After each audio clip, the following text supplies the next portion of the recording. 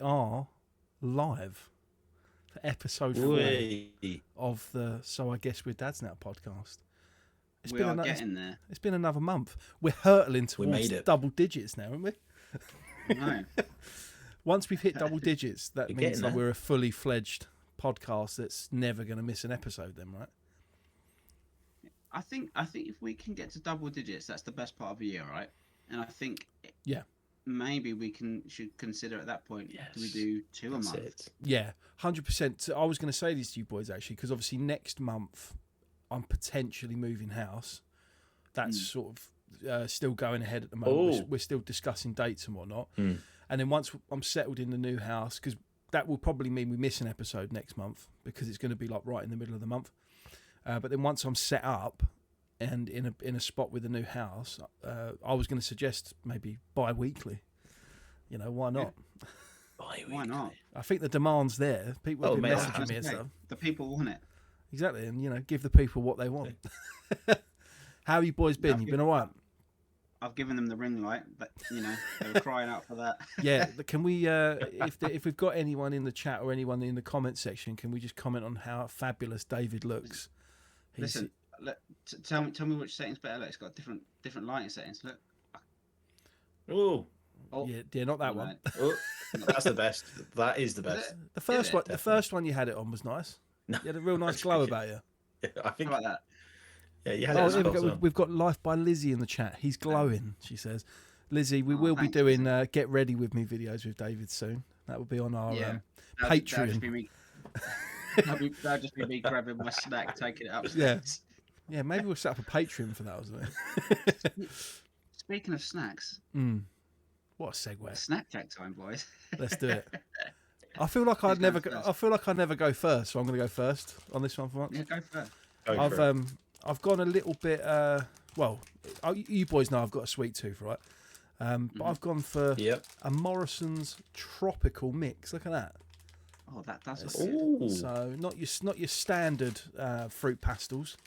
They're a bit more tropical. So we get mangoes, a bit of pineapple, that sort of thing in there.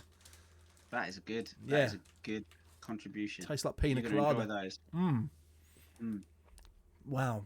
Are they like freeze dried fruit basically? No, they're just full on sugary disasters basically. Pastel. Yeah. Fantastic. Love that. But yeah, tropical mix. I'll be vibing tonight. Yes, boy. What you boys got? Ladies first. Well, I can go next if you really want. I have failed miserably at Snack Club this evening. I haven't brought anything with me. The only contribution for Snack Club that I've got is Somerset's finest, Thatcher's Gold. Please drink responsibly. We must put that in there. Disclaimer. Not sponsored. He's got a tin of Margaret on the go. Ollie, can I just say your camera looks? Have you upgraded your camera as well? I've gone with a slightly different setup. I'm now fully mobile. Yeah, you are. So I'm using my phone camera, and then USB-C connecting to my lovely Rode X microphone. I think we have to do not sponsored. We'll have to do a rig rundown. I possibly could get a sponsored. You know, there's a possibility. He's got names in the industry that he can talk to. Got connections. You know what I mean? Connections. But speaking of your Thatchers, have you tried the hazy? I know you've gone for the gold, but have you tried the hazy and the green? I haven't. No, I haven't seen it actually. It's good. It is good. It's very good. Well, they're both very good. I like them both. Talking of ciders, on the lookout. A cider that me and Ollie drink quite frequently at our gigs is Inches. I don't know if you had. Oh, Inches is good. Yeah. Yeah. So I do take pride in going up to the bar and saying, "Can I have a couple of inches?" Hey. I'll tell you what, give this guy an inch. How you can get. Yeah, give me an inch and I'll take a mile. Yeah. But joking aside, it is one of the sweetest, like crispest ciders. It almost just tastes like apple juice. It's quite dangerous, really. I could drink that for fun. I've discovered I really like, and it's an Italian one. It's in a bottle that's shaped like a small prosecco bottle. Oh yeah. I can't remember what it's called, but like just look out in the cider section. If there's one that looks like a small prosecco Baby Sham, that'll be the one. Brilliant. Yeah. Go on in, David. What's yours? Well, I've got a couple of things. I've got a snack and a drink. Possibly one of my favourite sweets ever. I've gone for squashies. I'm not sponsored. Oh. Have you tried the bubblegum flavour ones? They're Margot's favourite at the minute. She's had bubblegum flavour, of those. And in terms of a drink for company, I've gone with my favourite soda, which is Pepsi Max. Pepsi, not sponsored. You can't go wrong with that. Yeah. Other sodas are available if you want to sponsor us. If you want to sponsor us, that'll be my new favourite soda. Exactly. You can just buy us with many free soda pops and lots of money. David, I've just noticed you've got is that the new gym you're going to, Horsepower? Oh yeah. So where is that? That's in Yaxley. So that's if you're so like the main road through Yaxley. Yeah. If you sort of go straight down it, you're about to go out of Yaxley, the other end. There's like a real car wash, and then there's like a industrial estate just behind that. So it's on there. Yeah, because I've seen you've been going. As opposed to a fake one. What, a fake car wash? Yeah, it's called real car wash. Is it? I don't know why they're called that, but that is what they're called. That's what it says on the tin, I guess. Huh? But yes, not sponsored, but very good gym. I love them. Oh well, like we've said before on this podcast, we do support local businesses. Being from the Peterborough, Hampton, Yaxley area, we're all about that. So big up to the Horsepower Gym. Maybe we'll put a link to those in our social medias at some point. They'll be like, who the hell are these guys? Shouting us out like we need help from them. But sharing is caring, isn't it? I asked you gentlemen a question at the end of last week's pub. And I'm hoping you've gone away and given it some real consideration. Ollie certainly has. He's thought about it so much he forgot. I had a couple of Wikipedia pages up. Did you? I had a couple of Wikipedia pages up. Are you familiar with Les Dennis, or is he before your time? Shall I remind the listeners what the question was? Yeah, we need to remind the listeners. So the question was, obviously being that Louis and Ollie are in a band together called The Main Event, playing at the Higgsy's Open Air Festival, cinema, open air cinema soon. They don't have a bass player. It's a quirk of the band. It's just drums, 2 vocals, and guitar, right? Yeah. So I said, if you were to add a bass player to your lineup, would it be Les Claypool or Les Dennis? Go on, Ollie. You've got all your Wikipedia pages open. I'll let you answer that, and I'll just do what I'm told. I'm purely for entertainment value. It's got to be Les Dennis, hasn't it? Hands down. Why so? Les Dennis all the way. I mean, he's just. I feel like he would buy into the character that we bring and the energy that we. Is Ollie cutting out for you, David? We offer to our gigs. Yeah. If anyone's come to us at shows, they know we're not particularly really. Well, that's a problem. Les Dennis all the way, just hands down. So Les Dennis has won it for Ollie. Yeah, I think because obviously we don't have plans on going like international in terms of like our reach. I think Les Dennis, again, purely on the fact that he's got obviously a massive following in the UK for his work in entertainment and show business. I think he's even done stuff on stage and all that as well, isn't he? Like, I'm sure he's done bits on the stage. So I just feel like he would 100% bring a bit of show business to the Main Event. I think our demographic as well. I don't know what Ollie would say, but I certainly think the people that come to watch us are slightly older than us, perhaps, because of the stuff that we play. So I think they would connect to Les Dennis as well. Yeah, you think honestly, Les Dennis more than Les Claypool. I just don't think they'd know who Les Claypool was, really. I mean, unless you're a muso, I don't think you really know who he is. But yeah, I've got. But then maybe that's a good thing because Because maybe Les Dennis is going to take the attention away from you boys. No, I want that. I want him to come in and just steal the show, and me and Ollie can just chill out, and we can just provide the soundtrack to him doing whatever he wants to do. Honestly, I'd just love to see him try and play the bass. Yeah, he's going to be like he'd slay it. Let's face it. Like I say, he's got experience in show business, so I'm sure he's probably dabbled with music at some point. In fact, I might just drop him an email. I'm sure I can find it online. I'll do it from our email. If in this little podcast we somehow manage to hook it up that Les Dennis comes and does a gig with you guys. Imagine if there's anyone in our chat that's like Les Dennis is like a long lost cousin twice removed or something like that. And they can put us in touch with him. That would be incredible. I just forgot, actually. I'm just looking at it. He was in Extras with Ricky Gervais, wasn't it? Which was absolutely brilliant. Yeah, he was. He was so good in that.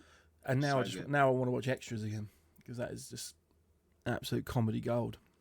But yeah, Les Claypool, the one thing I can never get round is that he looks exactly like a guy that I used to play in a band with, which is quite weird because he's got quite an unusual look. It's not like a generic look. It's quite unique. It's just like, the chances of there being sort of, two people that kind of look like that is, it's quite slim to none. What if there are? They're both bound to be musos. 100%, yeah.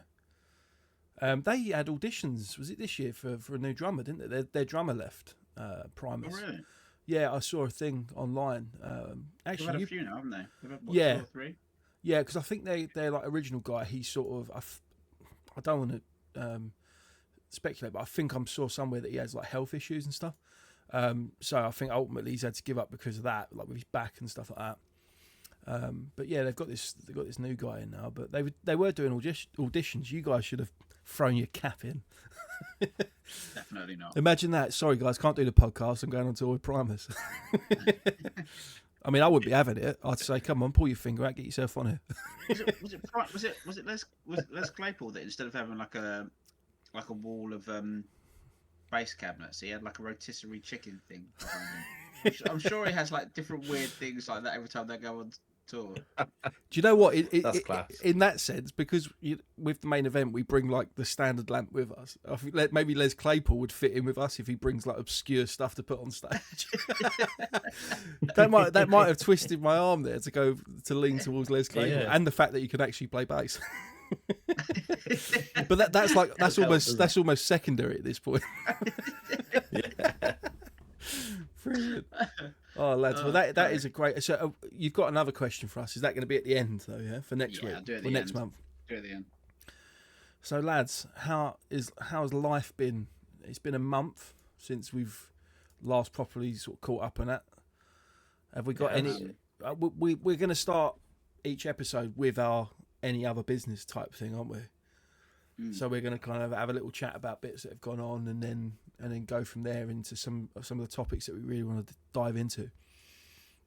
Well, if you remember how I started the pod previous month and talked about the sort of troubles with Ellis and hitting, and sort of I was reflecting, or was it something I was doing? Yeah, how's he getting on with that? I've managed to maintain the calm somehow, and it's working. It's working. Brilliant. He hasn't hit in like basically from the next times he was going to nursery.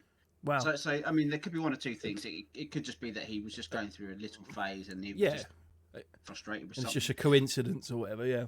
Yeah, but from my perspective, it's worked brilliantly, and I feel so much better in myself about it because I'm not getting myself worked up and stressed because I'm sort of managing to take the deep breaths and stay calm and handle everything in firmly. I don't let him get away with stuff, but just in a calm way. That's really cool. I was just going to say that. Like, I know obviously you're trying to do it to have a sort of positive impact on Ellis, but like it's obviously helping you as well, which is really cool. And that's what I was saying before, like last time we was chatting, and I was saying like you don't realise when you have a kid how much it can teach you about yourself, and like him doing that has sort of made you think about how you do things, and it's had that knock-on effect to you as well. It's really cool. Yeah. No, I'm pleased. But he's getting on all right at nursery, and and whatnot. And he's had a couple of little taster sessions in preschool now. Excellent. So obviously they're getting him prepped for that. Is that at the same nursery? Yeah. He's got his is like a nursery with a preschool rather than a school with a preschool attached to it. So once he finishes there, he'll then have to change schools completely. Yeah, that's the same. That's the same as Margot. I think they've kind of been sort of integrating her into the preschool room sort of throughout the year. Because I think certain kids are only there at certain times. So when it gets to like, if she's there on an afternoon where she's one of the kids that's like later in the day, they'll sort of move them all together, sort of thing. So yeah, she's absolutely enjoying that. So, but yeah, she'll be staying in the same nursery, and then, like you say, going up to school next year. Glad to see she's enjoying it though. George is going to school this year, isn't he, Ollie? Yeah. So interestingly enough, we've started having the problems that David was having this month. George has just left his preschool, and his last day was on Tuesday. And over the last few weeks, he's been difficult, let's just say, and more kicking and punching and just sort of general stropping about and making a drama out of everything. But it's because he's worried and scared. Like every night before we putting him into bed, he's saying, "Oh, but I'm not going to see my friends again. I don't want to go to big school," and all this. And it breaks your heart having to go for it, because he's only got one person in his class that's going to the same reception as him, same primary school, and he's not hugely friendly with them in particular. He's got a little friendship group that are his busy mates, and none of them are going to the same schools, and it's difficult. But we've made the effort to get all of their parents' phone numbers. Trying to arrange a few play dates and stuff over the summer. Yeah. So that he doesn't miss them too much, and sort of it eases him into reception starting in September. So because I don't know about this yet because we've not got there. So do they finish preschool when like term time finishes then? So it's not the same necessarily for every nursery preschool. George goes to Caversteed, which is ran as a school, but for 2-year-olds and 3-year-olds and 4-year-olds. They do all term times, but it's ran like a proper school with a curriculum and everything else. And it's been really, really good, but it does mean there's blocks in the year where he can't go, and we've got to find alternate childcare and this, that, and the other. But if anything, that's just prep for when he does go to school. If you know what I mean, like it just gets us used to working around that. Yeah, sure. It's been really beneficial for him. We've so Margot only goes term time as well. She can go during holidays and stuff like that, but we just opted for her just to go during term time. So kind of we get used to that sort of when she goes to school and stuff next year. And then it gives her, opportunities to see grandparents and stuff like that as well. But yeah, so what has he been sort of more kind of, you said he was like kicking and screaming, is that towards you guys, not to other people at school or anything like that? Not towards other kids, no, not at all. Just difficult with us in taking direction and doing what he's told. There's no ambiguity about why he's upset and why he's lashing out. Do you know what I mean? Like, it's good that he can vocalize the reason, and what's going on, and you can try and help him through it. Yeah, he's not directly said, "Oh, I'm being naughty because of this," but he's going through a period in his life that's probably marking the most change that he's ever had to go through. Didn't you say he's sort of saying it every night before bed? He's saying, "Oh, I'm going to miss my friends. Like, I'm not going to see my friends." So that he kind of it's real obvious that that's what's causing his It doesn't take Columbo or anyone to try and work that out. That might be why. But it's on his mind massively. Guys, I've just got a message in the chat First time chatter from GZDR Forever. And it says, when your children get older and they come to you for permission to vape, would you say no because I'm the dad, or do you think you would allow it but under your supervision, unlike what our parents would tell us? How old? He just says when your children get older, so he hasn't specified the age. I mean, obviously... 6 is older for Ellis, do you know what I mean? Yeah. I mean, obviously, yeah, if they're not old enough to legally buy this stuff, then I wouldn't... Obviously, I wouldn't give them, them permission. Well, the thing is, I'm a pipe smoker, so like I feel like as soon as Ellis is of age, he's free to do it once. Or is the question like specifically about vapes when they're a bit younger? I guess maybe some more context on that, or just more specifics, because I guess maybe what they're alluding to is the fact that I mean I've seen it, young kids. Maybe high school age or something that walking along smoking vape. So they said when they're teenagers. Well, I think it's going to be very difficult to stop them doing it, isn't it? Like they're all doing it, but maybe that's going to become less of a thing because the sort of disposable ones are illegal now, right? You can't. Yeah, I think they've put a stop to some of them, haven't they? Yeah. So that I think they're clamping down on it. The thing is, like the high street now, every corner you turn, there's a vape shop in there. Which, whatever you want to read into that is what you want to read into it. every single petrol station, supermarket, whatever. There's all. They've all got kiosk food. Right?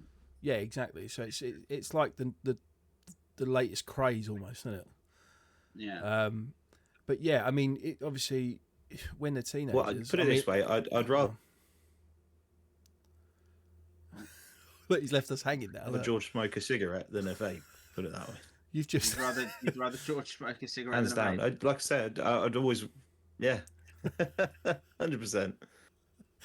Your at least you know your signal is cutting out like at the most impromptu times. It's like, it's like, well, if I had it my way, is it? It's silence. It's really. It's really smooth my end. I don't know. I don't know with when they're teenagers, like David said, once they're out of your sight, it's really hard. It was you last week. Now it's me this week, obviously. Oh, here he comes again.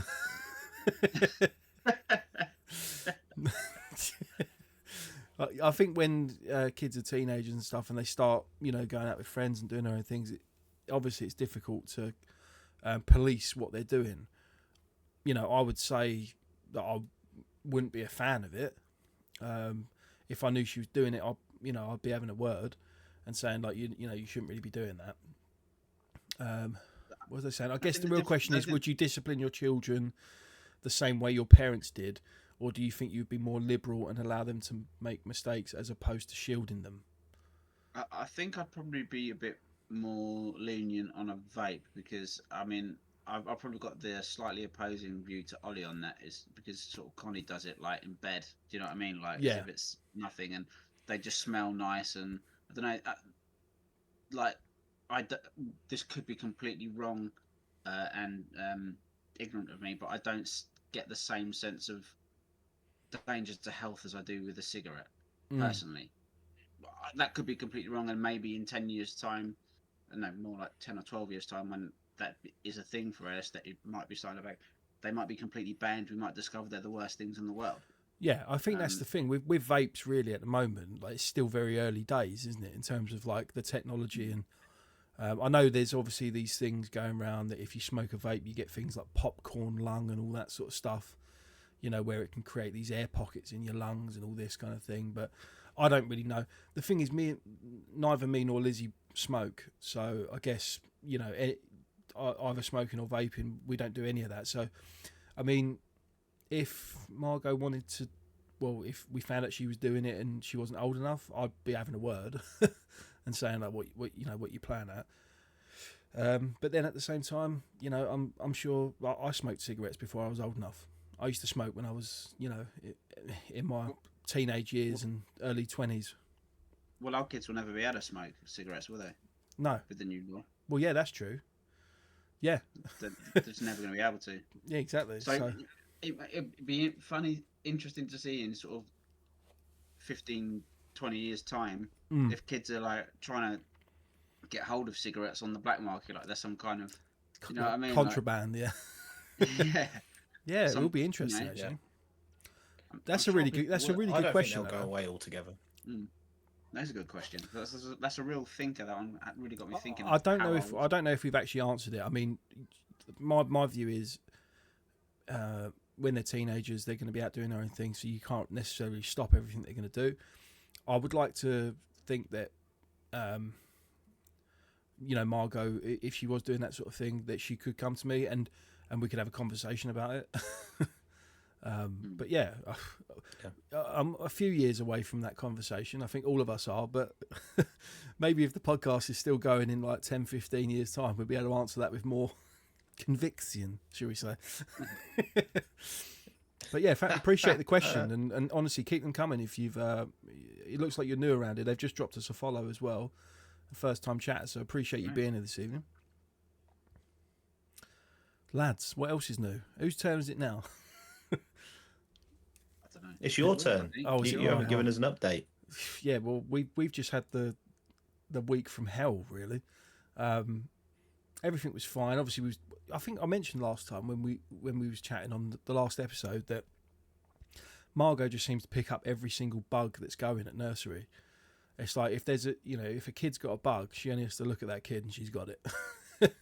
Like, and potentially it is certainly something me and Lizzie have spoken about. Maybe we need to. One of her friends said we might be able to see like I think they called like an immunologist, like that looks at immune systems and stuff, because maybe hers is weaker than other kids or whatever. But anyway, so it was the week before last we got a call from nursery to say that Margot was feeling a little bit sorry for herself, a bit grumbly, and just wasn't her usual self, and was saying that she wanted to come home. So Lizzie went and picked her up. She seemed, just a little bit upset, but I mean that it didn't seem like anything major at the time. And then the next day she was feeling better, but she only goes on a half day on a Wednesday, and Lizzie was like, we'll just keep her off today just to be safe if she weren't feeling well or whatever. But then she was due to go to my parents, and we said, like, do you want to go to Nanny and Grandad still? And she was like, yeah, like really excited to go to Nanny and Grandad's. Absolutely fine.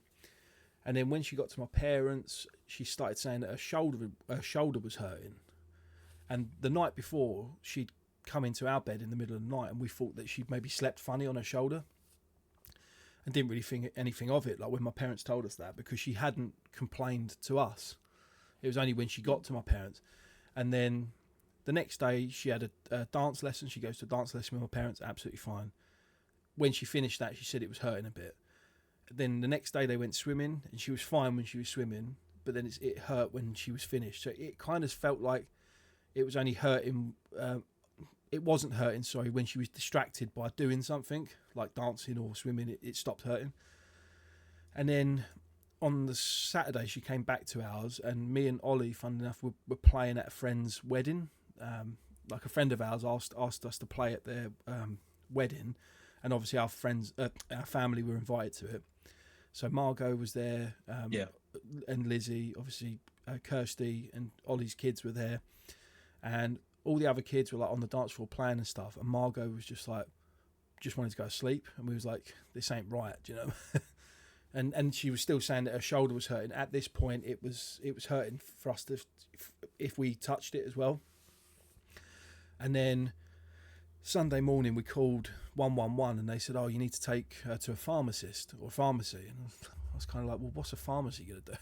Really? Like, they can't really. Yeah. But we took her to a pharmacy, and the guy was like, well, there's nothing we can do. You can put deep heat on it. I didn't really know you could use deep heat on kids, but he was like, you can use deep heat or Tiger Balm, or he was like, you could use any type of cream, like, I don't know, like a hand cream, for example, rub it on their shoulder and say, oh, it's a magic cream, and see if it gets better. Wow. because kids, because like it's like a psychosomatic sort of thing, yeah. And do you know what, actually we did try that because I was like, we don't really want to use deep heat because one, it stinks, and it's like I don't even know if you should use that on kids. And so we Lizzie put a bit of cream on her shoulder, and she was like, "Oh yeah, it feels better," sort of thing. And we was like, maybe she is just like playing up. Like we were sort of doubting ourselves. And then Monday morning, she was like, we was due to go back to nursery, and she was just like woke up crying. In fact, I think I had to wake her up, but she was like crying and so emotional and stuff. And I just said to Lizzie, I'm contacting the doctors straight away. And yeah, we've got a GP appointment like really early in the morning, like 9 o'clock, which was like almost unheard of with doctors. And straight away she sort of felt her glands and stuff, and one of them was raised, and she was like, you need to go to A&E. But luckily she sort of referred us, so we didn't have to go and sit in like the main A&E thing. We just went like straight to the children's ward. And then and then it was just like blood tests and stuff, and which was so traumatic because it was like, you know, she had to have bloods taken from, and then had to have a cannula put in her hand. And then obviously you're, as a dad, or as any parent really, a mum or a dad, your role is to protect your children, and you're like carrying them into this room for them to basically put a needle in them. And honestly, the look on her face when it was happening, I'll never be able to unsee that. I like, Lizzie's not great with needles, so she asked if I could go and do it, and I was like, I'm never going to be able to unsee that look again. It was awful. It was like she was being tortured, man. It was so rough. And then so I thought, they do a blood test, you know, they'll probably give us a few antibiotics or something and then just send us home. And then there was like, no, like she needs to stay in. And we was like, oh, crikey. Basically, one of her blood markers, CRP, which is for like inflammation and stuff, was... So it's meant to be between 1 and 10 is like the normal range. Hers was at 78. But so I was like, in my mind, I'm like, that's high. But then, like the doctor said, they've actually seen children with ones that are as high as like 300. So there was like, yes, it's higher, but it's not as high as we've seen in some kids. So I was like, okay. I know it sounds like really selfish, but I don't care about other kids. I want to make sure Margot's all right, you know. It's fine them telling me that, and I know they're trying to sort of reassure us. And then it was just, so it ended up being in hospital for 4 nights. She was there from Monday, and actually, was it 4 nights? Yeah, I think she came back Thursday. She was meant to stay Thursday night, but then one of the doctors managed to pull some strings and allow her to go home. But I did feel bad because you was only allowed to have one parent staying in the hospital overnight. To be fair, the nurses were great. They let me stay like super late, really, which was kind of them. I wasn't like making a nuisance or anything. But we were saying to Margot, like, oh, you know, maybe we could let Daddy stay one night, because I don't know about you guys, but when Margot's unwell, she just wants her mum, and I normally find most kids just want their mum when they're feeling poorly. So she didn't. Like that as well. Yeah, so she didn't really want me staying. But then on the Thursday, we sort of convinced her. We said, look, Daddy's going to stay tonight. And she was quite excited about it. She was like, oh yeah, that, you know, we'll play. I took the Nintendo Switch in and stuff like that. And then so I said to Lizzie, you go home, have shower, have lunch, just chill out at home for a few hours. I'll stay here, and then if you want to pop back later, I'll go and get clothes and I'll come back. And literally like 10 minutes after Lizzie got home, the nurse came around and was like, oh, I've pulled some strings, you can go home tonight. So the night I was meant to stay and give Lizzie some peace and quiet and rest at home, they ended up sending us home. But you pulled them strings, really, didn't you, Louis? You were like, I was at the desk. I was like, we must go. We must go home tonight. Yeah. So yeah, we was in there for like 3 or 4 nights, or Lizzie and Margot were, shall I say? I wasn't. I was kind of just toing and froing. But then since then, so they sent her home, and one of the things is that they were trying to determine this. So this pain that she had in her shoulder is what we've since found out is called transient synovitis. I've got it loaded up here because I don't know if other parents might want to know about it. But it's basically, it's an inflammation in the shoulder joint. It also happens in kids in their hips as well. Like hips and shoulders seem to be like the thing that it targets. But It's an inflammation but they wanted to determine whether it was soft tissue or actually in the joint, because if it's soft tissue, it will just clear up with like a week or two's antibiotics. If it's in the joint, then it needs much more antibiotics, so like a course of 5 or 6 weeks. But we was just like, well, where has this come from? Because she hasn't fallen, she hasn't hurt herself or anything like that, because she would tell us. But they said it's basically, it's just a viral infection. And then when we think about it, she got sent home from nursery the week before, you know, because she weren't feeling great. And it basically stems from that. So like the doctor said, her glands felt a bit raised, and it can be just that. And then the infection just kind of works its way out and then just targets a random area, like the shoulder or the hip or whatever. Which is, but at this point we didn't know what it was, and we weren't getting any closer. The doctors were saying she might need to have an MRI, and at that point they were saying if she needed an MRI she'd need to be put under local anaesthetic as well, or you know, full anaesthetic or whatever it is, which, you know, again, I was like, I don't really want to be put to sleep, but you know, if she goes in an MRI she has to be still for like half an hour to 40 minutes. So I was just like, well, that's going to be an absolute mission, getting her to stay still for that long. But I tell you what, I wouldn't stay still for that long. No, exactly. No chance. But yeah, so they let us home on the Thursday, and they said come back Friday morning, and she'll be having the MRI. So they was like, get there at 7:30, which we did. We was there at bang on 7:30 in the ward. Nil by mouth, so she can't eat at all until she's had this thing done as well, until she's had this MRI. Okay, fair enough. You know, try and tell a 3.5-year-old that they can't have anything to eat. They kept us waiting all day. It got to like 10 o'clock. I was like, what's going on? I said, you know, she's like really hungry and stuff. She hadn't eaten since 7 o'clock the night before. And then there was, you know, they'll be down soon for an update and stuff. And it got to like 11. And I said to Lizzie, I was like, if they're not done by midday, we'll just give her something to eat, because it's crazy. Yeah. And then they came around and was like, it's been cancelled. Didn't really give us a reason why. And then later on, one of the nurses came around and was like, I found out it's because one of the MRI machines broke. So they cancelled.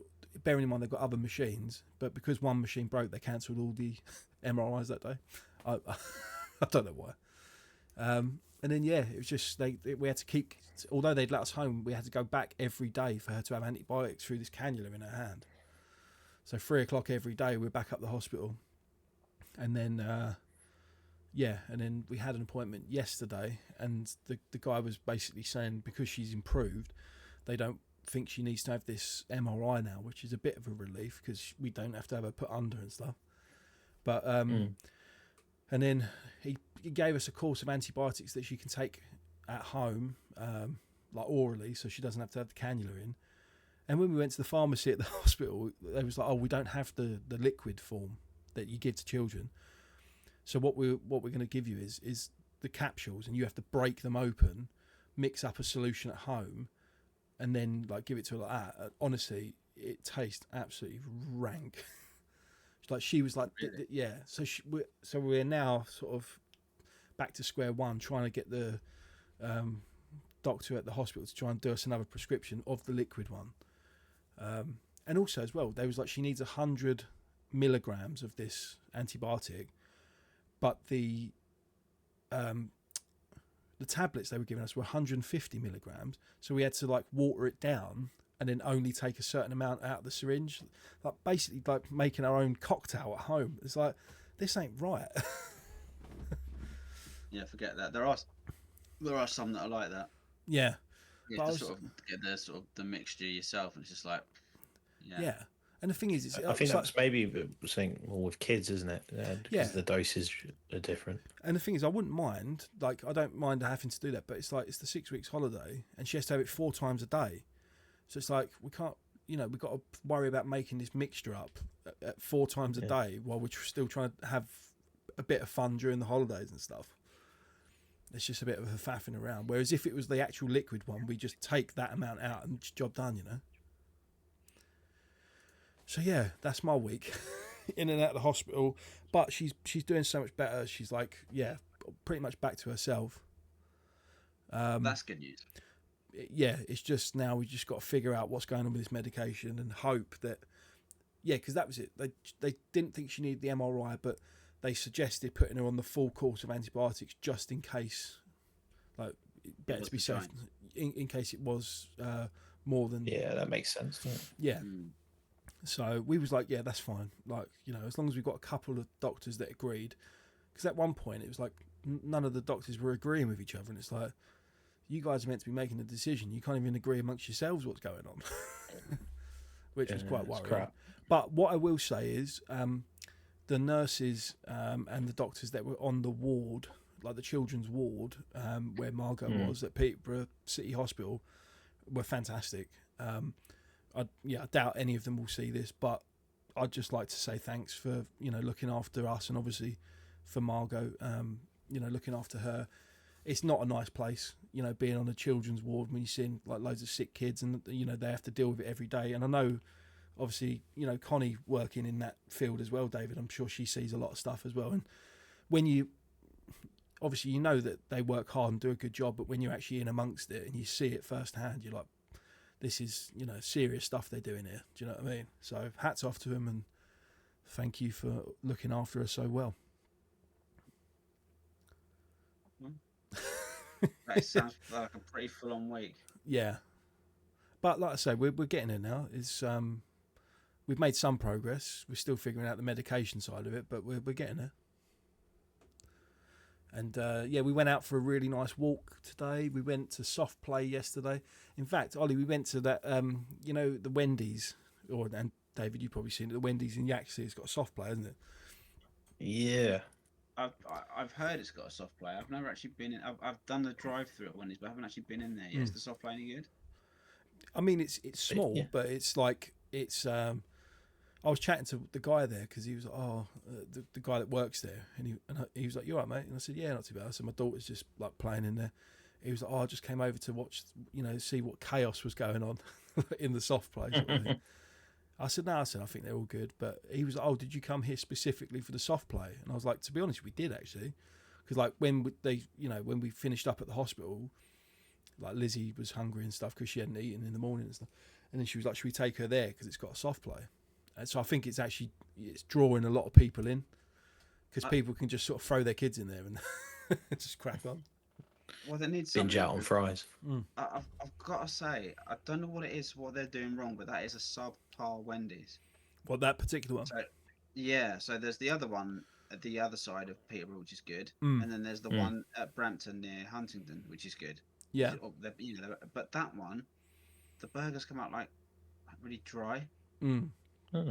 What you want from your Wendy's is you want it for a grease, don't you? Do you know what I mean? That's what you want. Exactly. Ironically, I had a burger there the other day, and it was literally saturated. I mean, the most greasy burger I think I've ever had in my life. So they saved all of David's grease up for yours. I think that's what they did. They just spooned it onto mine. It was horrible. I mean, where would you? This is going slightly off subject now, but like in terms of like tier ranking of fast foods, like where would you put Wendy's? I feel like it has potential. Pretty high. Yeah, I feel like it has potential. But bacon. Pretty damn good. Not as good as the Higgs's. Well, this is it. Yeah. I would argue that Wendy's have some of the best chips. I do like the skin on fries of any fast food chain. I think Burger King maybe trumps them on chips. The thing that, I think what David's saying is, I think the consistency of Wendy's. I think there's like the quality control or something. Well, ironically, those two Peterborough ones are both owned by the same person. They're the same franchisee. Yeah. It's weird that one would be fine and the new one not fine. But I've been twice, and both times it was a disappointment. Because it's like, I know, obviously, I know it's I know it's a giant in the fast food chain, but like you could have McDonald's like anywhere in the world, and it would be the same as everywhere. Do you know what I mean? Like the business model is just so exact, isn't it? Like it's the same thing over and over again. But yeah, I don't know. Wendy's is kind of like mid tier for me. I don't even rate Burger King that much, to be fair. I haven't been to a Burger King in ages. No, I haven't. There is one in town, actually, isn't there? Is there? Yeah, we have gone so far off piste. Lizzie, we've not discussed one of the topics. That's all right. Well, we're only 40 minutes in. We've still got an hour. It's normally an hour and 40 minutes we cut out, isn't it? We're just ranking our favourite fast food places at the moment. Yeah, but this is important conversations for dads, all right? You know, when you've had a hard day with the kids and stuff and you just want to chow down on something greasy. Lizzie's put KFC chicken and McDonald's fries. I guess. Yeah, that's a good combo. Yeah, I'm a big fan of the hot wings that KFC do. KFC hot wings are pretty banging.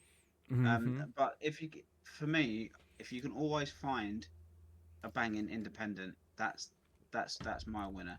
So in chicken, there's a place in Hitchin called Chicken George, which is just that's next unbelievable. Level. And then, like you say, in for burgers, Higgsy's, And I tell you what, actually, I want to shout out, and this is one that Ollie alerted me to, is if you're a fan of like a global type buffet, Ibrahimi's in Dogsthorpe. Oh yeah. Where? Broxbourne. Dogsthorpe. It's a borough within Peter. It's really funny because it's literally in the middle of a housing estate, essentially. Yeah. This Ibrahimi's place. But they do like Chinese, Indian, and Italian food, isn't it? They do like a little pizza and pasta bar as well. Yeah, it's all you can eat world buffet, but best thing about it is it's bring your own booze. Yes. Yeah, because they what is it, like a corkage fee or something? Isn't it? No, I don't think they even charge you that. I thought there was. I thought there was something like that, or maybe that's if you. I don't know, because I've seen people bringing soft drinks as well. There's a lot of places in London that do that, where they like bring your own alcohol. Just because they just don't want to spend the money to have the alcohol license. The license, yeah. No, it's religious reasons. Oh, is it? Yes. For Ibrahimi's? Yeah. If it was religious reasons, surely they wouldn't want you to bring your own, though, right? Oh, well, I think you can't discriminate, though. Yeah, you could probably say no alcohol, I suppose, but you couldn't say don't bring any alcohol. I don't know. I always thought it was for religious purposes. Now you're making me question my. I would say it's for licensing. I wouldn't take a can of Pepsi Max into a KFC. You know what I mean? I feel a bit weird about that. No, but or a Baconator into a vegan restaurant. You can buy soft drinks there, and they encourage you to do so. But they say if you want to bring alcohol, you can do. But this place specifically says bring your own alcohol. Yeah. But you have to buy soft drinks there, I think. Yeah, soft drinks. I always thought it was a licensing thing, because if it was for religious reasons, surely they wouldn't want you drinking on their premises. I thought it was for. I always assumed it was a licensing. I could be wrong. I could be wrong, but like. Same. I am probably wrong. So can someone look it up? I'm having a look now, actually. Have a Google.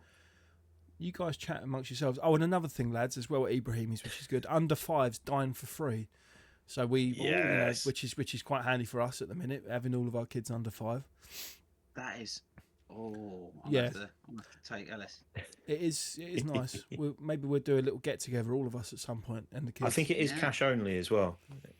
Is it? I remember right. No, I've paid. No, I've paid. I always pay card. Have you paid card? Have you?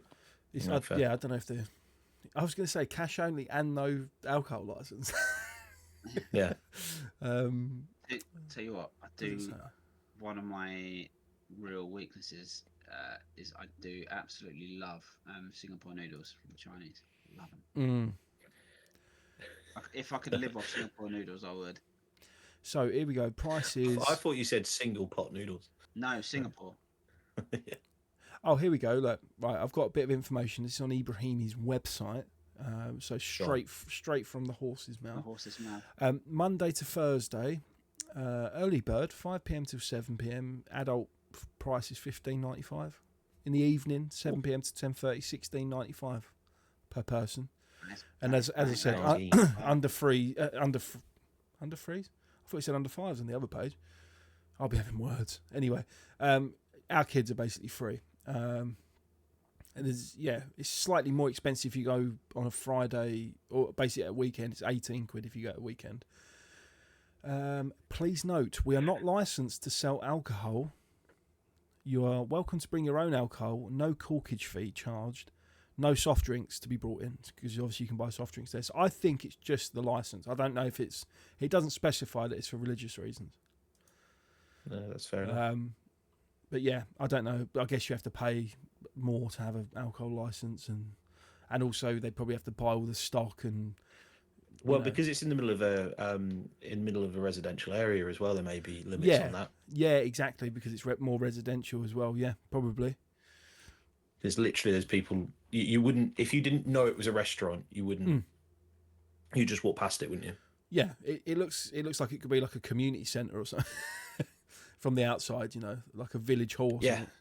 But yeah, Ibrahimi's.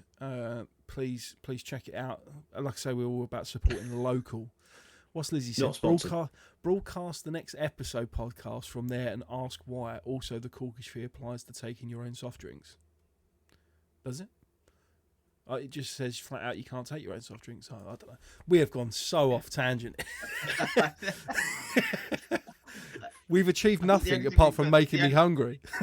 The only thing we've mentioned about being dads is that you can take your kids for free if they're under 5. Exactly. Come here for all your top tips. Oh. Maybe we could go into that niche of doing reviewing like family days out. We've told people there's a free soft play if you go to Wendy's at Hamptons. This is public services. This is. Yeah, exactly. Sure is. We're putting in the legwork so you guys don't have to. Yes. Right, should we talk about the first topic? Go on. What is it? So I have put the Nursery con. I need more. I need you to elaborate. Okay. Well, I want to start off by saying Ellis bloody loves Nursery. In fact, he's loved it since he was at the baby unit. He handled it superbly well from day one. Wasn't fussed about, like, maybe the first time we left him for a full day there was a little bit of tears when we picked him up, but that was it. After that he'd been absolutely fine going there. The girls are brilliant with him. Like, he always comes back and he's done something creative, and we've noticed how, like, things like,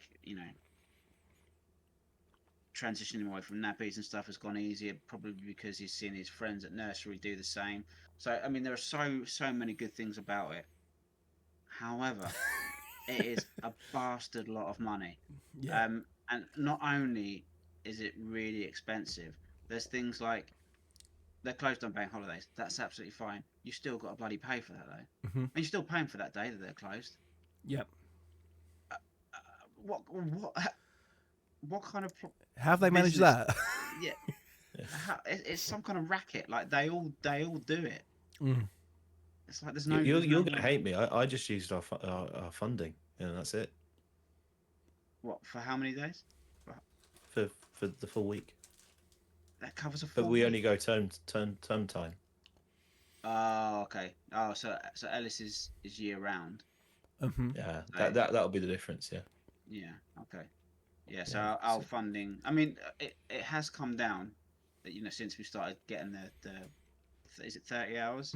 Yep. Yeah. I mean, before that though, Christ, it was expensive, and we were only doing 3 days a week.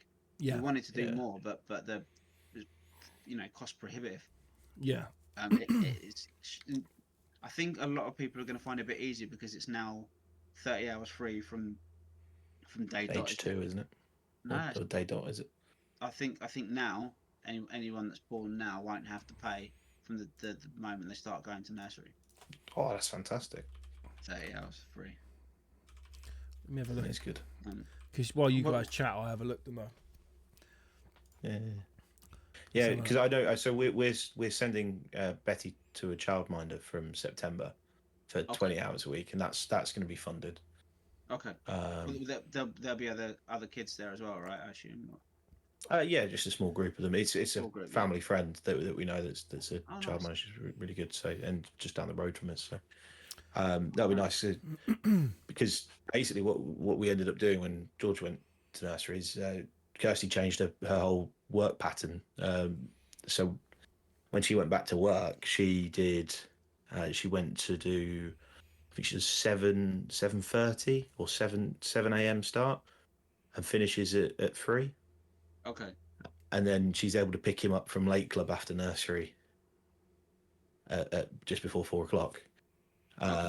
And I take him to nursery in the mornings, and then she doesn't work 2 days a week, and it's pucker, works just right. But we're very lucky. Say, it is. Ellis is at his nursery from 8 in the morning till 5:30, so that it is a long day. And obviously, once you start school, we're not going to have that. No. That extra few hours and breakfast clubs. I was just having a look actually on the numbers. Obviously, there is eligibility criteria for free childcare, which you can find on gov.uk/free-childcare. If your child's age and circumstances, so if your child is 9 months to 2 years old, children 9 months to 2 years old currently get 15 free hours per 38 weeks, but from September 2025 this will be increased to 30 hours. So they'll get 30 hours basically from 9 months towards the end of this year. And then if your child's 3 to 4, you can get 3 to 4 years old, you can get 30 hours per week for 38 weeks of the year. So that's term time, I guess, isn't it? Or no, actually it's probably more than that, isn't it? I don't know. But it's obviously spread out. Because it's supposed, I think it's supposed to just cover term time. Yeah, because I'm not going to lie, a lot of that side of things Lizzie's kindly looked after that side of it. So obviously, I've done a lot of reading on it, like just then. So, but I trust that she can steer the ship on that one. So thank you, Lizzie, if you're still in the chat.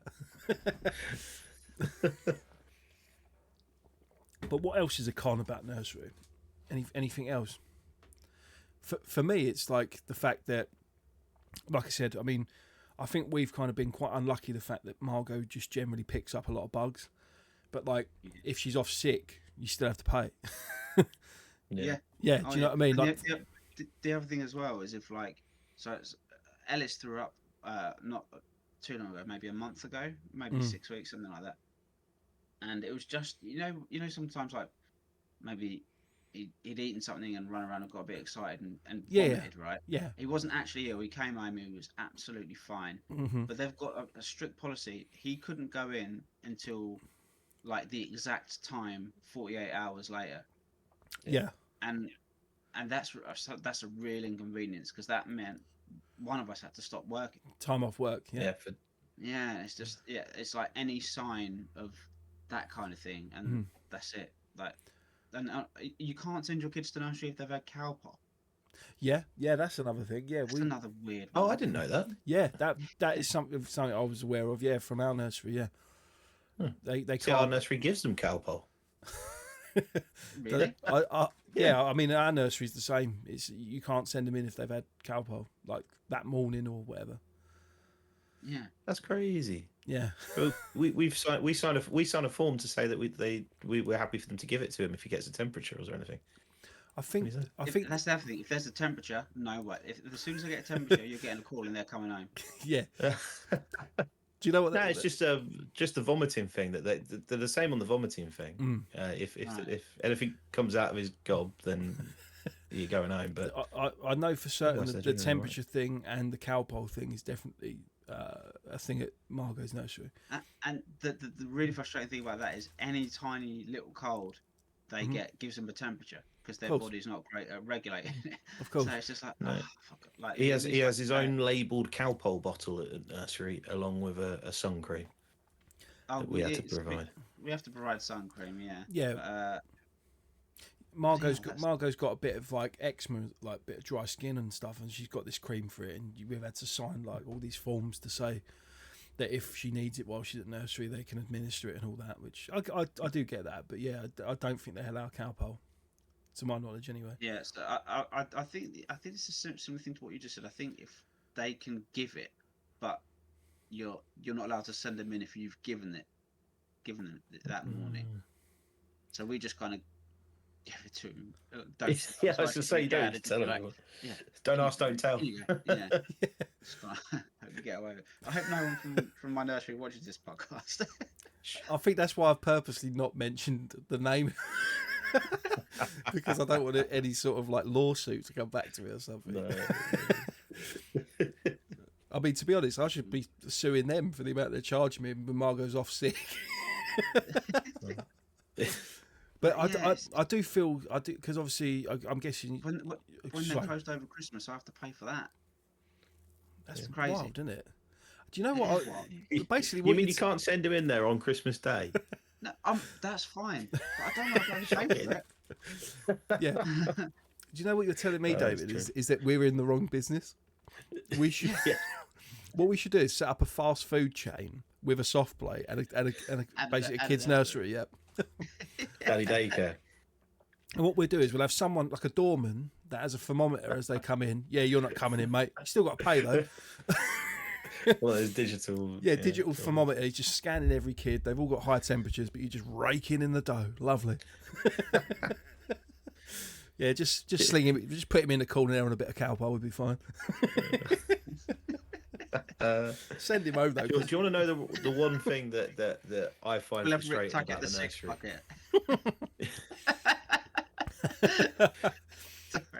Sorry, Ollie. I didn't mean to cut No.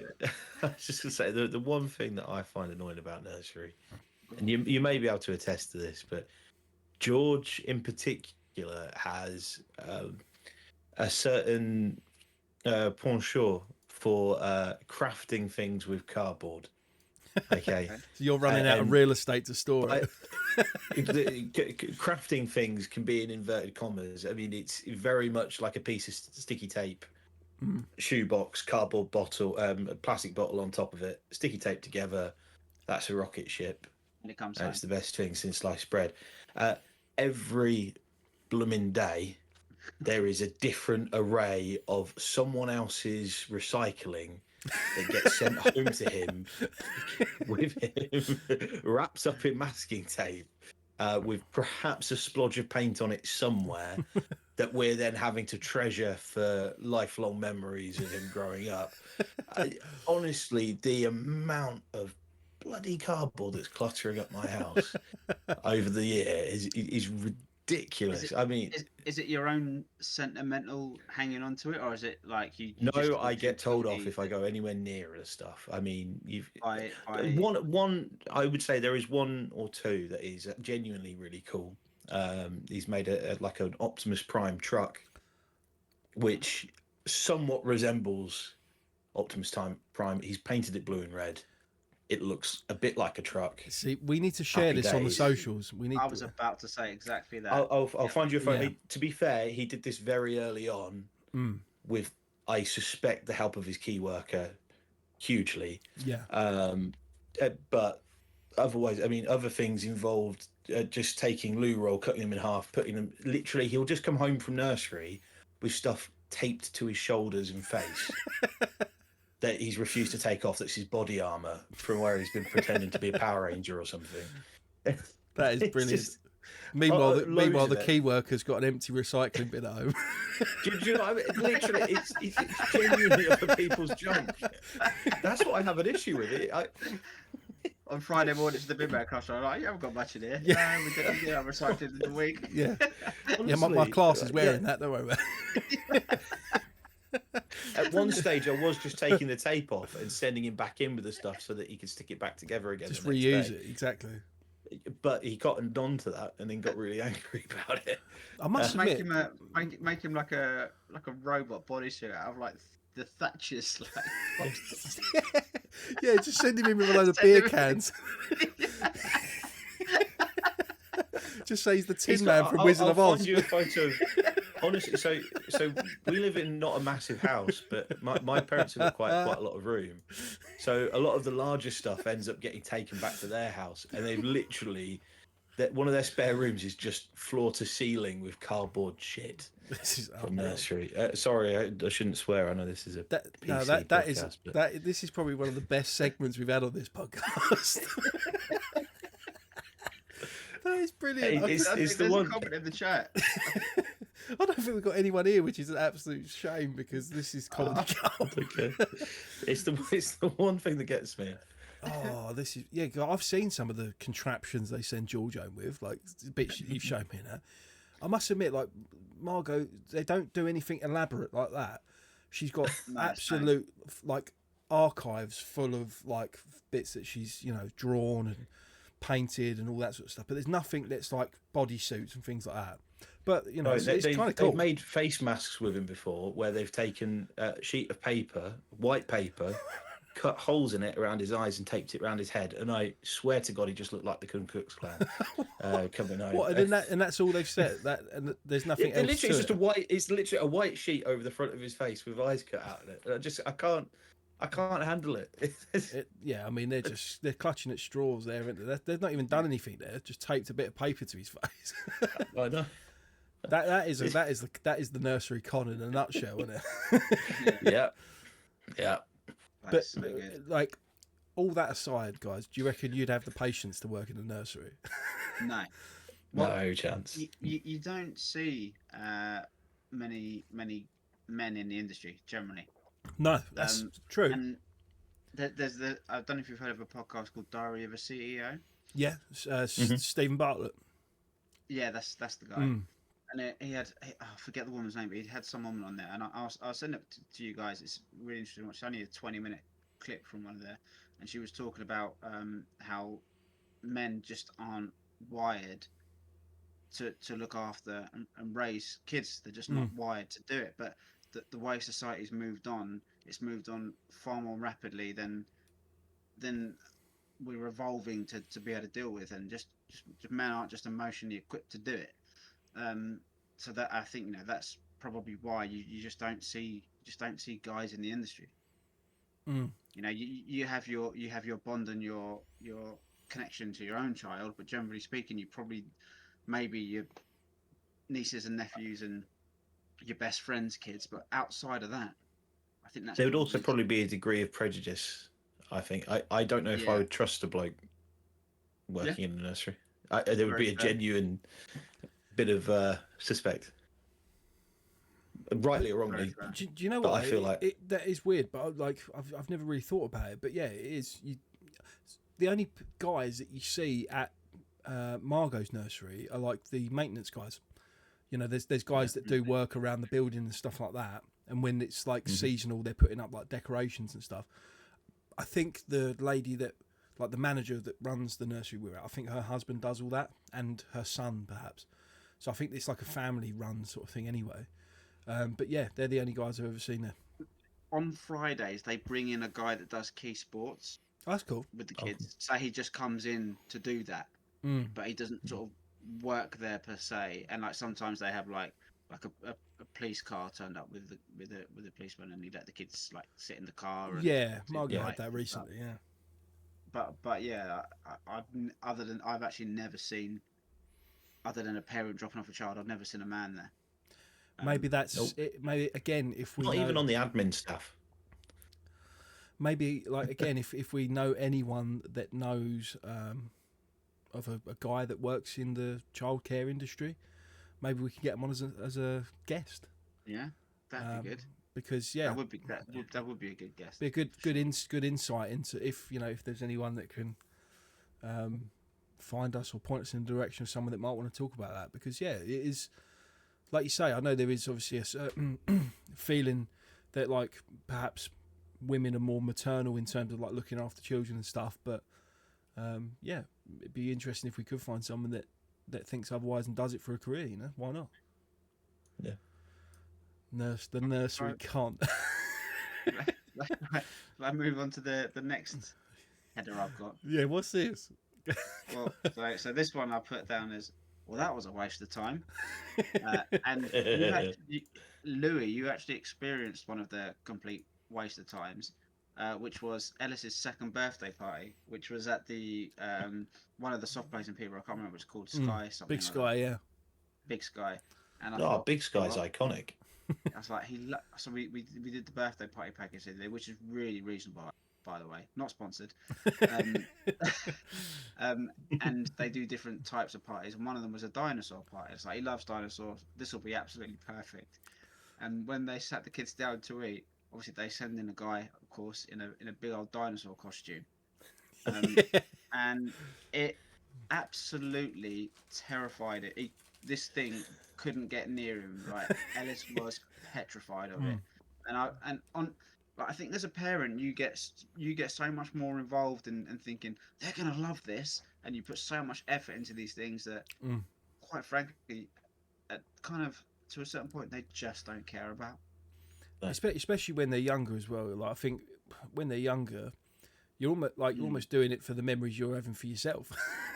Yeah, you know, it's like because they're not going to really remember it, and like you say, 9 times out of 10, they're probably not even going to enjoy it, or they're going to be terrified. I know, like when we've done parties for Margot and stuff, she's more excited about just playing with the wrapping paper from the present rather than the actual present that she gets. You know? Yeah. I've had an experience like that. We took Margot to see what was it called, Monsters of the Sea or something like that. It was at Peterborough Cathedral. In hindsight, maybe it was a little bit scary for her. You know, I think she was probably just turned 3 at that point. But it was these like animatronic sea creatures and stuff. And outside the cathedral had this big like octopus that had like tentacles that was like hanging over the outside the cathedral and stuff. It looked really cool. And then as soon as we got in there, she would just absolutely clung onto us for dear life. Yeah. And she didn't want to look at anything, didn't want to make eye contact with any of the things because they were moving, the sounds they were making. It was just horrific for her. And I was, pretty much what you've put in your little thing there. Well, that was a waste of time. Yeah. You know, I was like, I can't remember how much it was. I have a feeling that she was free, but we had to pay for me and Lizzie.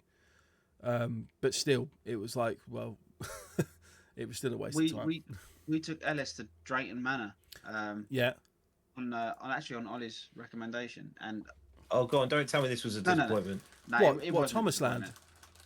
Yeah. Truthfully, but we picked it specifically around Christmas time, so we could do the Santa's Grotto as well. Mm. Oh, okay. And the Santa's Grotto, which cost obviously extra, that was one hell of a waste of time. You go through these different bits where they had elves, like teaching them the elf code and stuff, and then they did these little games. He didn't want to be involved whatsoever. The second we got into the grotto with Santa, he was stood in the corner, facing the corner, wouldn't even look at Santa, wouldn't even look at him. I mean, we've had that. My mum booked a thing for Margot to see Santa Claus when she was 2 or whatever, and she was absolutely terrified. And I mean, when you break it down, you're asking a kid to go and sit on some random dude's lap. I don't think they did that anymore. I don't think there's any lap sitting anymore. Some of them do. Some of them do. In a little stall opposite. So honestly, some of them still do, because I'm sure there was kids that were sitting on this guy's lap. But that's probably not the protocol anymore. They're probably bending a few rules to do that. I'm sure they're not supposed to be sitting on people's laps anymore. I'm sure they're not. What's Lizzie saying? Dipping out now. Oh, sorry, Lizzie's dipping out the chat, she said, but she's enjoyed it. She says she's been having a laugh listening to our stories this evening. Love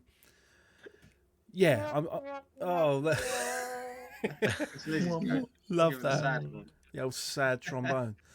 I'm sure there were kids that were sitting on Santa Claus's lap at the one we. Like, obviously, the parents are there as well.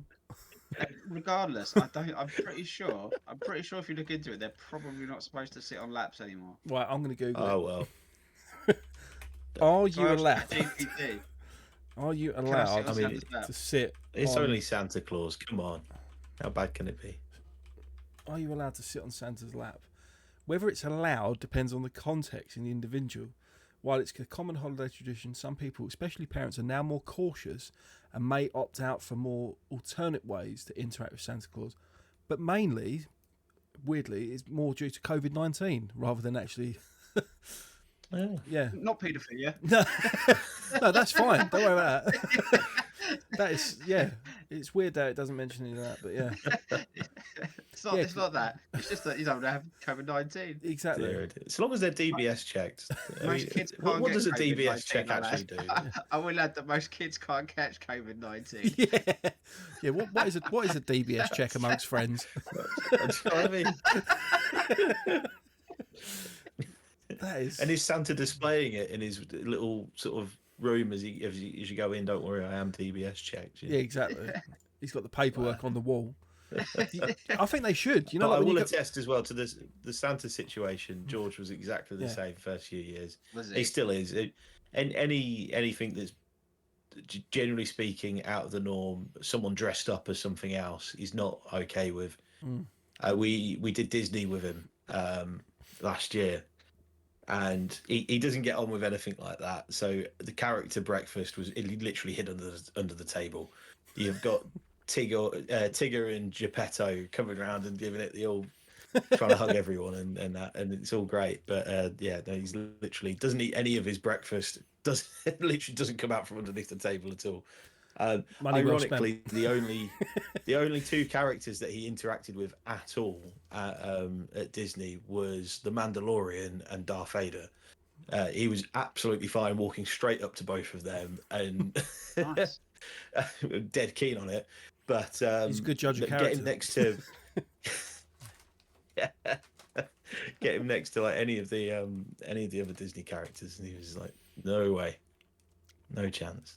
Going back to the DBS check thing of Santa Claus, I think they should have it mounted on the wall outside the grotto. Yeah, they should. You know, like when you go to a restaurant and you see like the food hygiene rating. Yeah. I must admit though, I don't think that's going to be any comfort to Ellis. It's all right, mate. You can sit in his knee. He's got his DBS paper on the wall. Yeah, you're all good, son. Go on. His stranger danger was going off too much. But it is, isn't it? Like, you know, you kids are taught like don't talk to strangers and stuff. But yeah, just go and speak to this massive bearded dude that like rocks up once a year and comes down your chimney. Come on, get a grip. Well, yeah. It is just a weird fictional character, isn't it? He isn't real, is it? Hang on. Make sure kids don't listen to this. I know, we've just shattered some kids' hearts. Yeah, these should come with warnings. Don't listen to these episodes around your kids. Yeah. We've got time, haven't we? Oh, we've got loads of time until we've reached up on. Well, that was a waste of time. Literally. What is there any other things that you can think of where it's been like that? It normally involves a day out, doesn't it? You have these like ideas of taking your kids somewhere. You think, oh, that'd be great. We'll have such good memories. And there have been some really good ones on the flip side. I've had some really good ones where I mean, you're right though. I think you hit the nail on the head. It's sort of you plan these things, and it's almost as much for you to have the memory with your kids. But we took him to this place called Sundown Adventureland. I can't remember exactly whereabouts. Yeah, I've heard you that mentioned before. that. It does look cool. That. Yeah, but I mean, I actually had the best time seeing him have the best time. Yeah, and he really did enjoy it. And again, the other day, my mum took us to go to a place called Old McDonald's Farm, which I don't know if you've ever been past. It's the one that's right on the M25. Yeah, I know. You can see the M25. Yeah, that's a really cool place as well. He loved that. He had a great fun there. Got a couple of little sort of roller coasters and things. Nice. Yeah. So one thing, right? One thing I suppose you could say, if you asked that question perhaps a year ago, I would have dropped this straight away. We pay for George to have swimming lessons every week. Okay. And I would say up until the age of 3, it was an absolute ordeal. I mean, really? Just half the time he would just be crying the whole way through. It was we reached a good number of points where it was just like, should we actually continue with this? Is this in his best interest? Are we just forcing him to do it for the sake of it? But we got him into a sort of slightly different group now, where he went 1-to-1 for a brief period.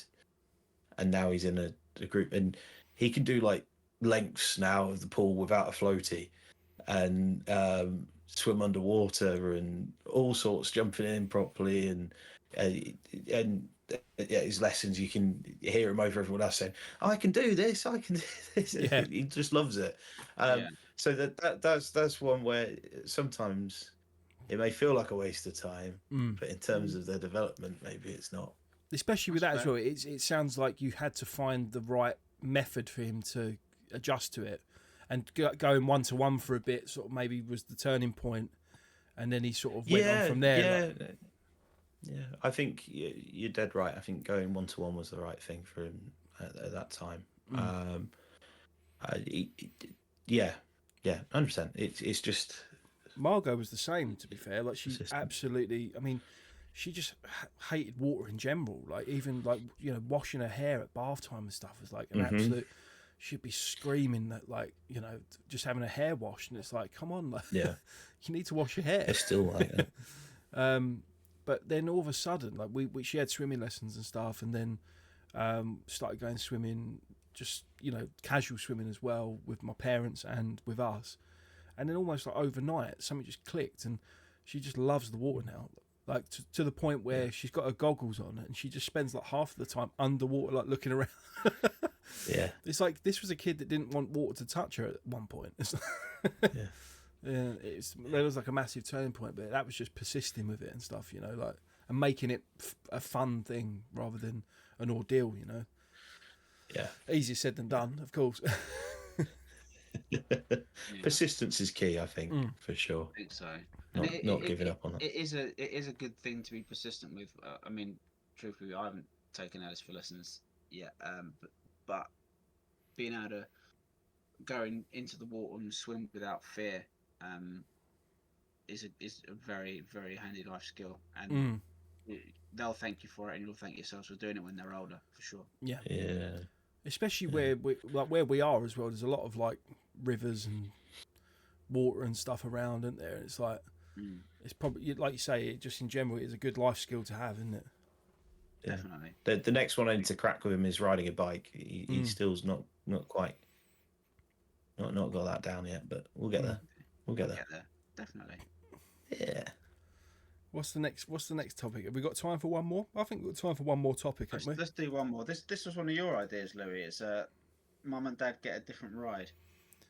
What? Oh yeah. I'm going to let you take the reins on this one, if that's all right, because I mean, like I say, I kind of alluded to it earlier, like with the whole hospital stay and stuff. Like, you know, when Margot's ill, like, she just absolutely just craves Lizzie's care and attention, and you know, I almost feel like a spare part sometimes, because I'm like, I want to be there, I want to care, but she just don't. She couldn't care less if I was there or not. and I feel really bad because, like, you know, I don't want Lizzie to have all that pressure on her and stuff, but, you know, I can't, like, there's not much else I can do.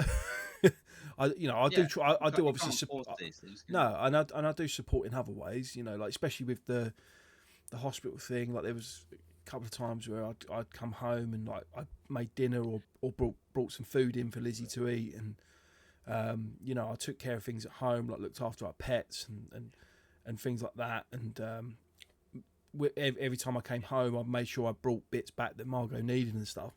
But I was very much like the bit part character, you know, whilst Lizzie was having to deal with all the other more hands-on stuff, should we say. But I do feel like that's, I mean, speaking to other dads and stuff as well, I think that is quite a common thing. I mean, all of that is to say that, you know, if you got to take your hats off to the mums because they do get that. It is a completely different ride, isn't it? You know, not only do they have to go through all that childbirth and all that stuff and whatever, and then, you know, when the kids are actually here in human form on the outside world, they're like clinging to them while you're just sort of there, you know, coming in at the last minute like the knight in shining armour. And it's the same, similar to, like, if I've been at work, particularly like on a weekend or something where Lizzie's had Margot and they've been doing stuff, Lizzie would be like, oh, you know, she's been an absolute nightmare during the day, blah, blah, blah. She's been doing this, she's been doing that. And then I'll walk through the door and she's like, Daddy. And she's like as good as gold. And you're just like, where's the drama? What's happened? Yeah.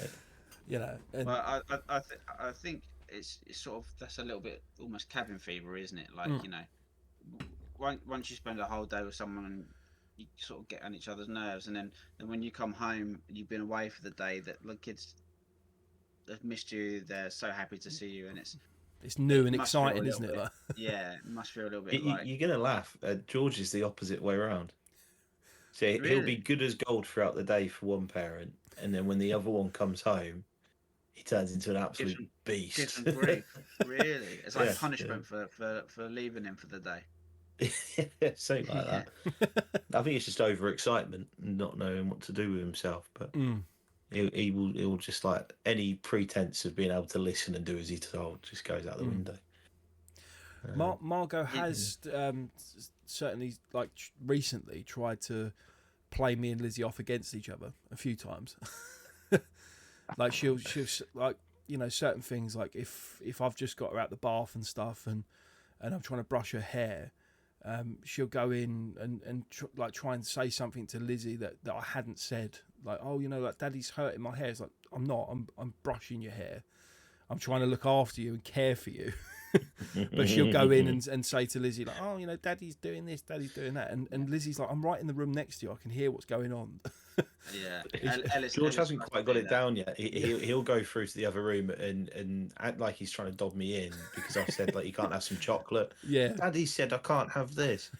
Well, yeah, you can't have that for yeah. Sometimes he gets it right and he's sneaky about it, but yeah. I feel like it gets interesting when they get to that stage where they're trying to, like, sort of pit you against each other. You know? It becomes a test of our relationship as well. Do you know what I mean? When you're having to sort of team up and make sure you're on the same page at all times.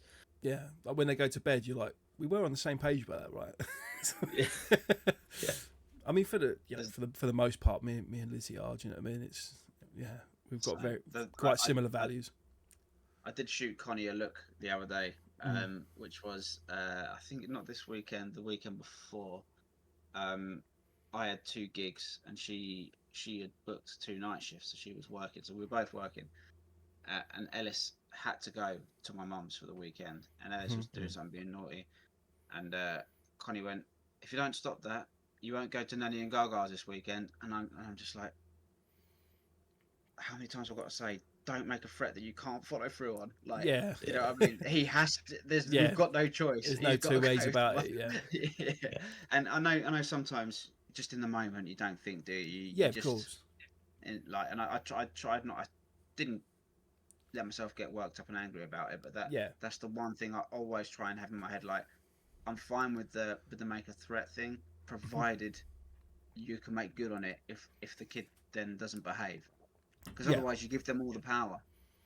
100%. Yeah. And then they go, oh, they don't mean this. They're just saying it. And he takes they get those main character vibes. Yeah. Yeah, and he takes a couple of situations like that for them to twig onto it, isn't it?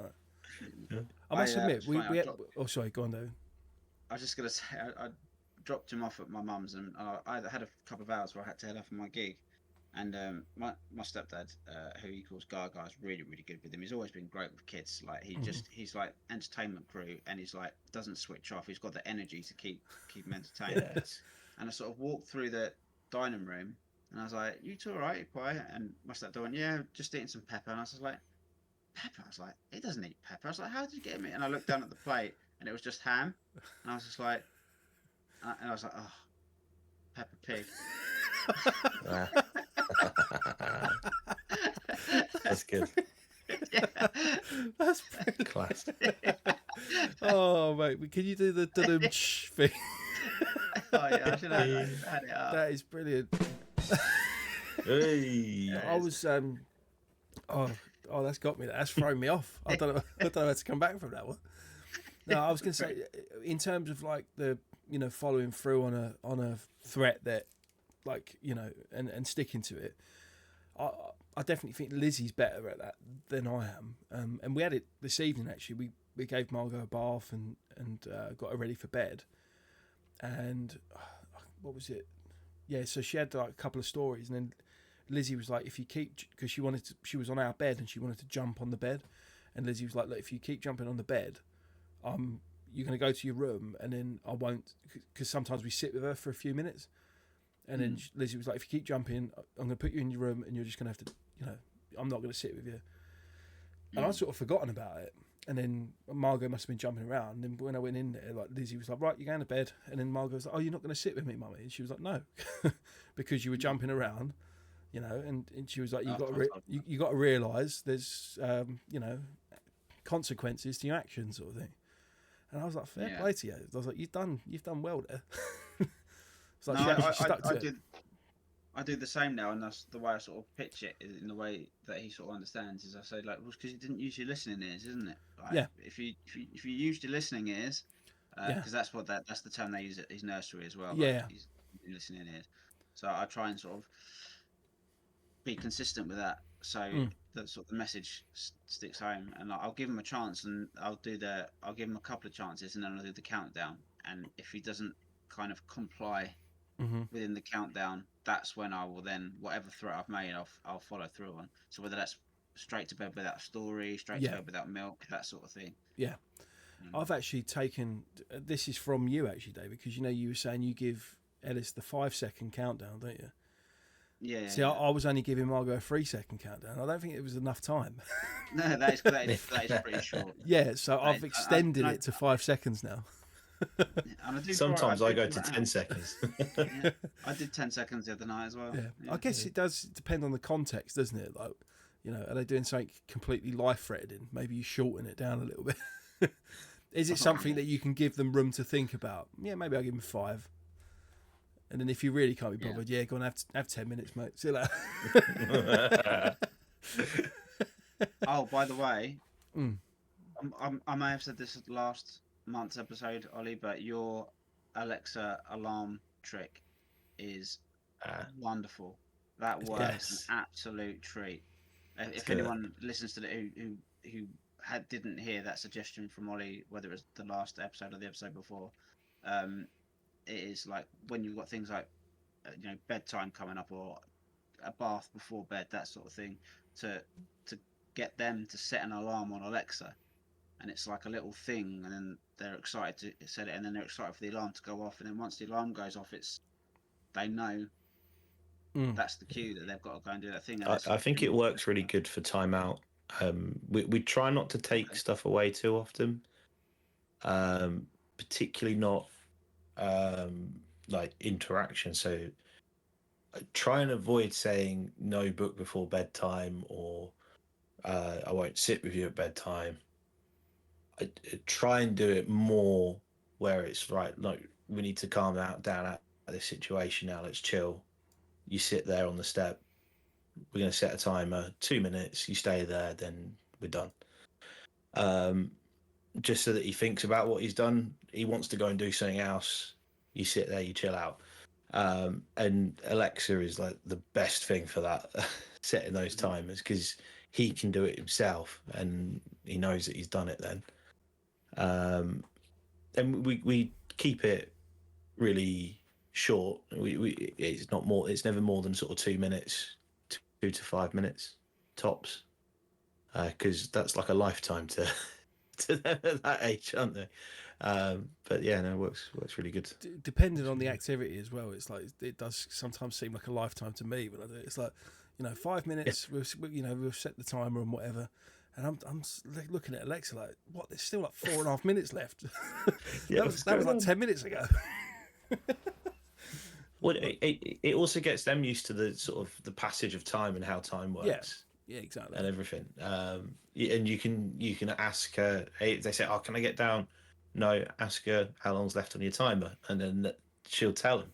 Mm-hmm. There's X amount minutes left on your timer. Okay, well, that's how long you got to wait. Is it where you go? It's just so definite, and it's someone else taking responsibility, not me. It makes Alexa. That's what I like to Alexa see. the bad cop, doesn't it? Exactly. But for some reason, they don't seem to get pissed off with Alexa. When Alexa tells them it's time for bed or whatever, they're fine with it. Yeah. When it's you. It's because she rules with an iron fist. Alexa is controlling everything in our lives. That's very I just true. love the fact that when we say the name Alexa, everyone's Alexa device in their home is just going off at the moment. Yeah. I was just gonna say, I told him, I took Ellis to that with my parents, that old McDonald's farm place. When we were in the soft play, there was a mom there, and she called out to her kid, and her kid's name was Alexa, and I was just thinking, it must be a nightmare.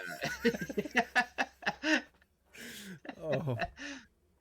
Gotta be. You can change the name of Alexa though, can't you?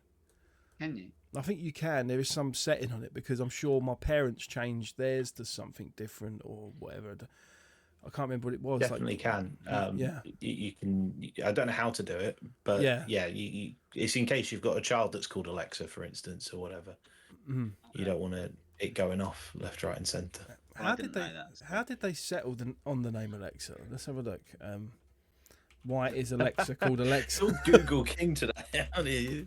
Just Wikipedia. This is what I'm here for, isn't I? Amazon named its voice assistant Alexa as a homage to the ancient library of Alexandria, a repository of knowledge. So according to it's a repository Amazon, of knowledge. It says a repository of knowledge. Yeah. I don't need to know about your suppositories. According to Amazon, the name was chosen for its distinct sound with the X consonant, which helps with accurate recognition by the device. It's also considered that the name would be reminiscent of a vast collection of information similar to the library. So there we are. We are more than just a podcast. We are a fountain of knowledge. Yeah. And if we don't know it, we'll ask Alexa or Google. Yeah. I think we've... what time is it? Let's have a look.